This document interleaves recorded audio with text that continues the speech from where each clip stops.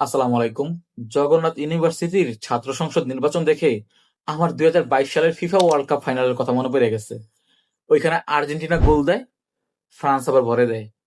Argentina আবার গোল দেয়, France আবার ভরে দেয়। ঠিক আছে? পরে দিন শেষে পেনাল্টি হয়, আর্জেন্টিনা জিতে যায়। এমন অবস্থা চলতেছে এইখানে।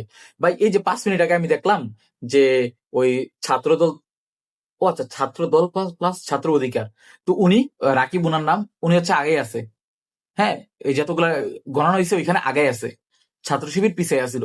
এখন দেখি যে মানে এই 2-3 মিনিট আগে দেখলাম যে ছাত্র শিবির আগায় গেছে, আবার এখন দেখতেছি যে আবার ছাত্র তো লাগাই গেছে।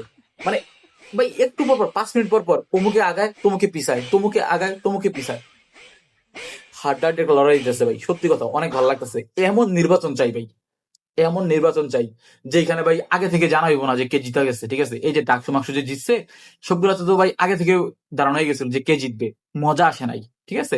বাট এখন মজা আসতেছে। ঠিক আছে? একটু পর পর ভাই চেঞ্জ হয় একটু পর পর প্রেডিকশন চেঞ্জ হয় মানুষের। তো দেখি কি হয়।